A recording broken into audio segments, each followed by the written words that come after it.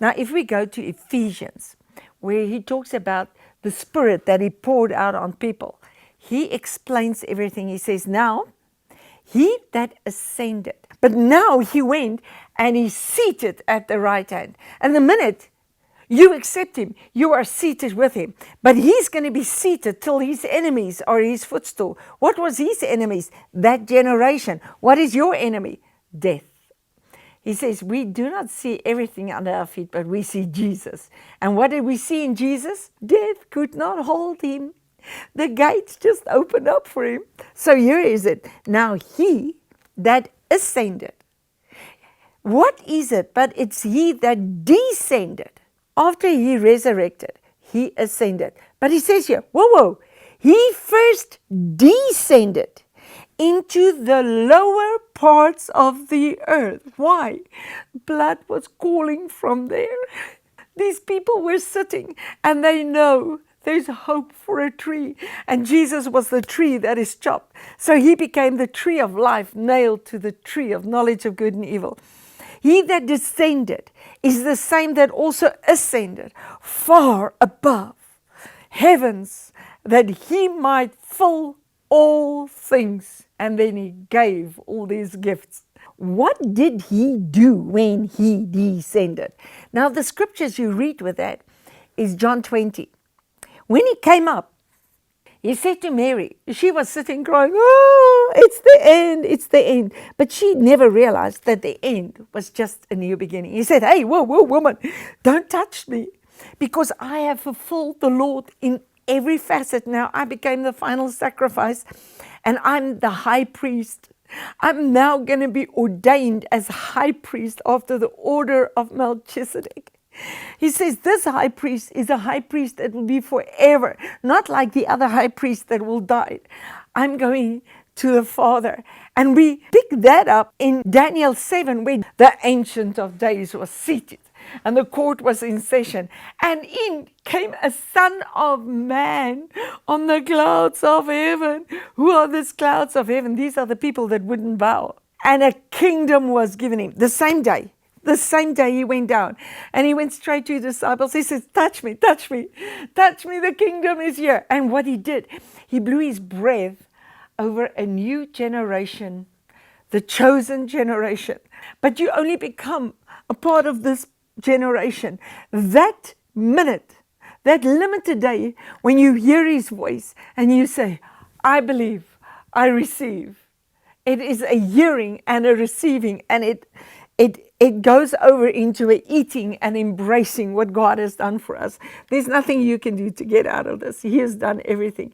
And this is the blessed place you can be. So what did he do when he descended? Because he descended and then he ascended and he ascended and he went to be seated at the right hand of God. Not a closed book, an open book for everybody to read. Now, Peter describes this. Verse 18, for Christ also has once suffered for sins, the just for the unjust, that he might bring us to God, being put to death in the flesh, but quickened by the Spirit. The first man, Adam, was a living soul. But when he died, he became a quickening spirit. He quickened our spirits. He opened our consciences. And when he blew over the people, it's a total new generation man he started with open consciences. The law is now written in our hearts. The command is new because it's in us and it's in Christ. We don't have to have the law as a mediator. And the only thing of the law that we don't sort of keep is the Sabbath day, because we've entered the Sabbath day.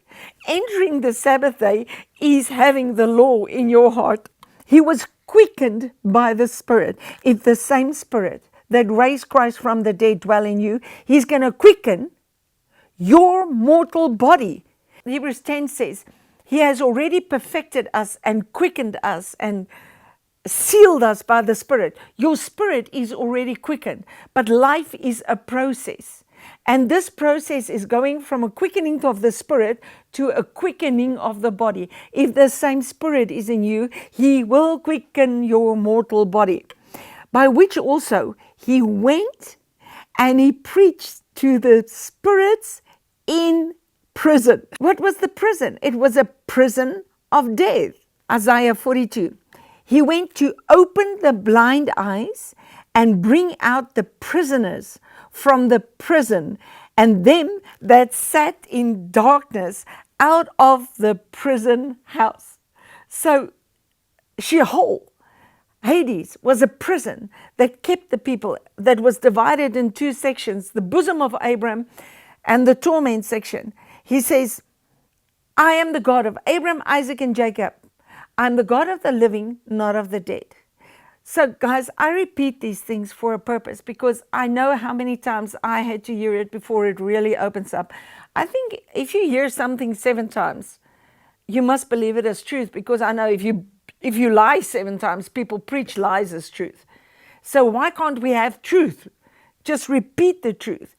He set the prisoners free. It was like a prison. For the Lord had looked down from the height of his sanctuary, from heaven.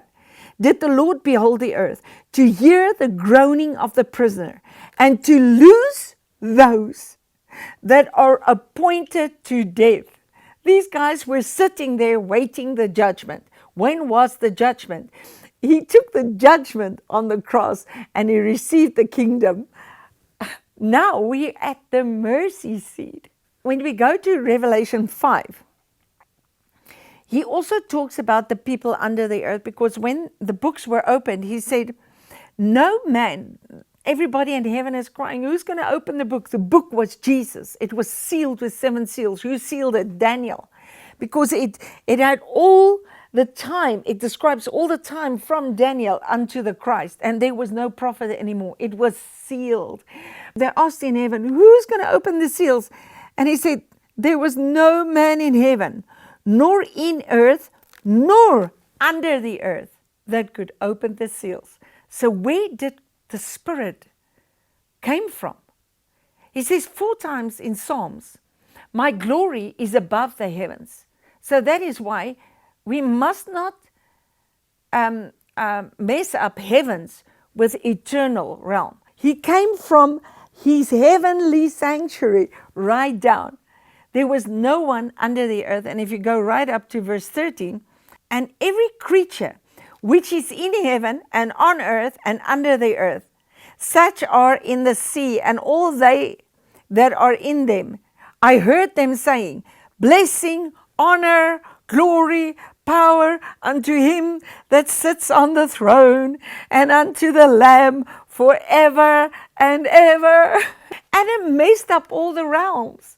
There was no pit in the beginning. So what he actually says here, everybody on earth, under the earth, was bowing their knees, declaring him Lord. If you want to understand what he did, he emptied the place.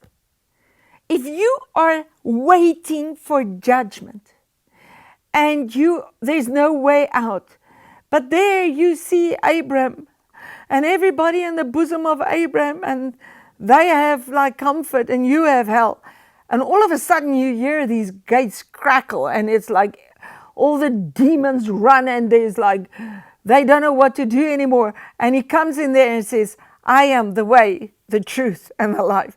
If you don't follow him, there's something wrong with you. So I really believe that he emptied the place. So after Christ, what happened to the pit? There was no more pit left.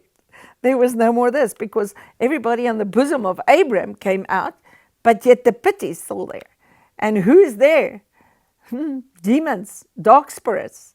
So we need to understand what happens to a Christian after the cross. When he dies, where is he going? What is what now? So it's time that we understand these things.